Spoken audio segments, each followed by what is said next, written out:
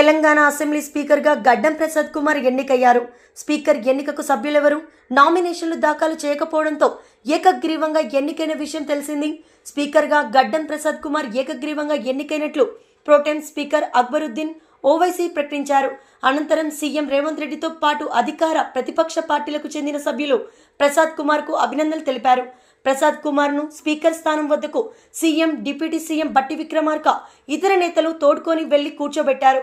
Speaker పదవికి ప్రసాద్ కుమార్ ఒక్కరే nomination దాఖలు చేయడం ప్రధాన ప్రతిపక్షం బారాసాతో పాటు మజ్లిస్, సిపిఐ ఎమ్మెల్యేలు మద్దతు తెలపడంతో ఎన్నిక ఏకగ్రీవం అయ్యారు.